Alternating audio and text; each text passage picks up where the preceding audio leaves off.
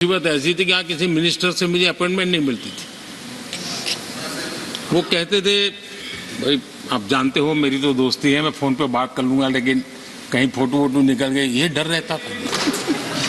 यहाँ मंत्रियों का डर ऐसा था। अब खैर उनकी मुसीबतें मैं समझ सकता हूँ। मेरे यहाँ एक बार बहुत प्राकृतिक आपदा आई। मैंने उस समय प्रधानमंत्री जी को बड़ा रिक्वेस्ट किया कि आप आइए, एक बार जरा देख लीजिए। उनका कार्यक्रम बना, फिर साहब एक एडवाइजरी कमेटी बनी थी ना, शायद वहां से हुक्म आया तो कोई हेलीकॉप्टर से हवाई निरीक्षण करे वो तो मैं समझ सकता हूँ। साहब वो कार्यक्रम बदल करके साउथ में किस राज्य में गए तो मुझे याद नहीं रहा आज, और बोले हम हवाई जहाज से ऊपर से देख लेंगे, हम गुजरात में नहीं आएंगे। मैं सूरत पहुंचा हुआ था, वो आने वाले थे, मैं जानता हूं आखिर में क्या हुआ होगा। तो आप कल्पना कर सकते हैं साहब, प्राकृतिक आपदा में भी मैंने ऐसी मुसीबतों को झेला है, लेकिन उसके बावजूद भी उस समय भी मेरा मंत्र था, आज भी मेरा मंत्र है कि देश के विकास के लिए राज्य का विकास, भारत के विकास के लिए गुजरात का विकास, और हम सबको इसी रास्ते पर चलना चाहिए। हम राज्यों का विकास से ही राष्ट्र का विकास कर पाएंगे। इस पे कोई विवाद नहीं हो सकता है, कोई विवाद नहीं हो सकता है। और मैं आपको विश्वास देता हूं सभापति जी, राज्य अगर एक कदम चलता है तो 2 कदम चलने की ताकत देने के लिए मर है।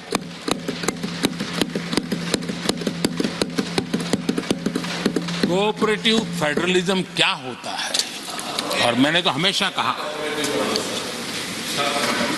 Competitive cooperative federalism. आज देश को जरूरत है कॉम्पिटिटिव कोऑपरेटिव फेडरलिज्म।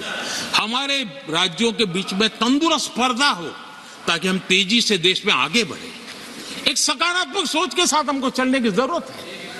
और मैं ये राज्य में था तब भी इसी विचारों को लेकर के काम करता था, इसलिए चुपचाप सहता भी था। आदरणीय सभापति जी, कोविड एक उदाहरण है। इतना बड़ा संकट आया दुनिया का, ऐसे संकट के समय राज्य के मुख्यमंत्रियों के साथ 20 बैठकें की उस कालखंड में, एक एक बात का विचार विमर्श करके साथ लेकर के, और सभी राज्यों का सहयोग, एक टीम बन करके केंद्र और राज्य ने काम किया। दुनिया जिस मुसीबत को झेल नहीं पाई, हम सब ने मिल करके, किसी एक को क्रेडिट मैं कभी नहीं दूंगा, सब ने मिल करके इस देश को बचाने के लिए जो हो सकता है, राज्यों को भी उसकी क्रेडिट लेने का पूरा अधिकार है। इस सोच में हमने काम किया। आदरणीय सभापति जी, G20 का आयोजन हम दिल्ली में कर सकते थे। हम दिल्ली में इन बड़े बड़े नेताओं के बीच रह करके सब कुछ क्या नहीं कर, पहले हुआ ही है। हमने ऐसा नहीं किया। हमने G20 का पूरा यश राज्यों को, दिल्ली में एक मीटिंग की तो राज्य में 200, एक एक राज्य को एक्सपोजर मिले दुनिया में। ये गलती से नहीं हुआ, योजना के तरीके से हुआ है। मेरे लिए किसकी सरकार है इसके आधार पर मैं देश नहीं चलाता। हम सब मिलकर के देश आगे बढ़ाना चाहते हैं, इस भूमिका से काम किया है। आदरणीय सभापति, हमारे देश में विदेश के मेहमान आते थे तो मेरे आने के बाद आ रहे थे, थोड़ा पहले भी आते थे। आज विदेशी मेहमान आते हैं तो मेरा आग्रह रहता है कि आपको एक दिन किसी राज्य में जाना चाहिए। मैं उनको लेते के जाता हूं राज्यों में, ताकि उनको पता चले कि मेरा देश यानी दिल्ली नहीं है, मेरा देश चेन्नई में भी है, मेरा देश बेंगलुरु में भी है, मेरा देश हैदराबाद में भी है, मेरा देश पुरी में भी है, भुवनेश्वर में भी है, मेरा देश कलकत्ता में भी है, मेरा देश गुवाहाटी में भी है। पूरे दुनिया को मेरे देश के हर कोने का एक्सपोजर मिले, इसके लिए हम कोशिश करते हैं। वहां की सरकार का सहयोग असहयोग इसके तराजू पर नहीं तोलते हैं। एक ईमानदारी से इस देश के भविष्य के लिए पूरे विश्व मेरे भारत को जाने, इसके लिए हम इस प्रयास करते हैं। और मैं अभी भी 26 जनवरी को इतना बड़ा काम रहता है, सबको मालूम है। उसके बाद भी मैं 25 तारीख को फ्रांस के राष्ट्रपति को राजस्थान की गलियों में घुमा रहा था। मैं दुनिया को पता चले कि मेरा राजस्थान ऐसा।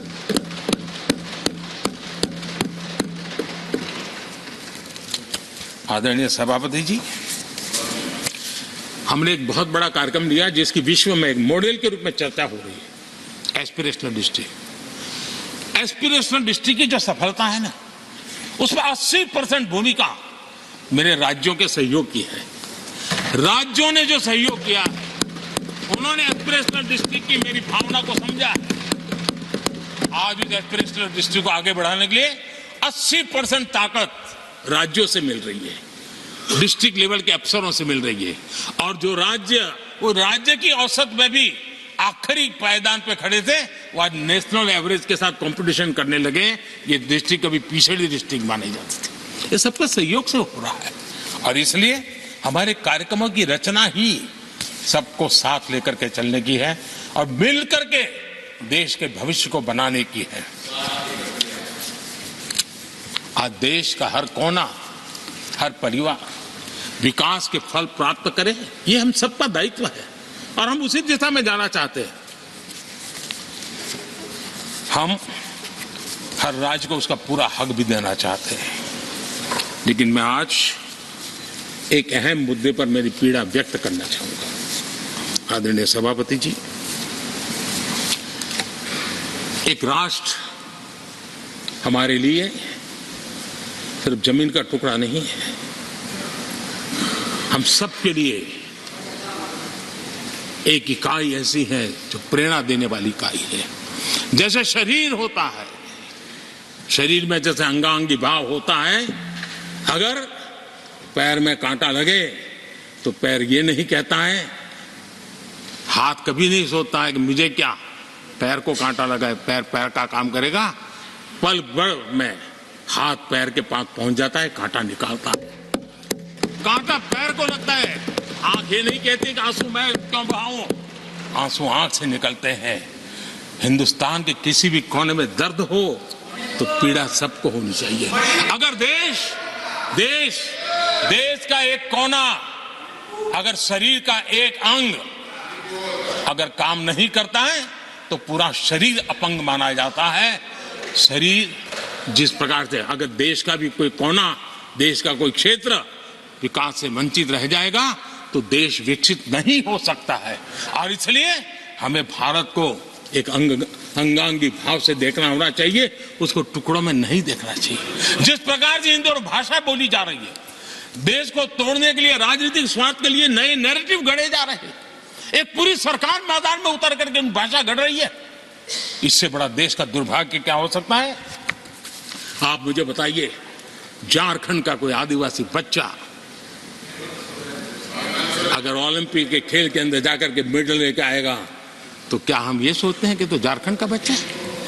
पूरा देश कहता है हमारा देश है। जब एक झारखंड का बच्चे में प्रतिभा देखते हैं और देश हजारों करोड़ रुपया, हजारों लाखों रुपया खर्च करके उसको अच्छे कोचिंग के लिए दुनिया के किसी देश में भेजता है, तो हम ये सोचेंगे कि खर्चा झारखंड के लिए हो रहा है, क्या देश के लिए नहीं हो रहा है? हम क्या करने लगे हैं, क्या भाषा बोलने लगे? इस देश का गौरव, हमारे यहां वैक्सीन, देश के करोड़ों लोगों को वैक्सीन का, हम ये कहेंगे वैक्सीन तो उस कोने में बनी थी इसलिए हक उनका है, देश को नहीं मिल सकती? कैसा सोच सकते हैं? क्या वैक्सीन उस शहर में बनी थी इसलिए देश के और भागों को उसका लाभ नहीं मिलेगा? ये सोचेंगे क्या? क्या सोच बन गई है? और एक राष्ट्रीय दल के अंदर से ऐसे विचार आए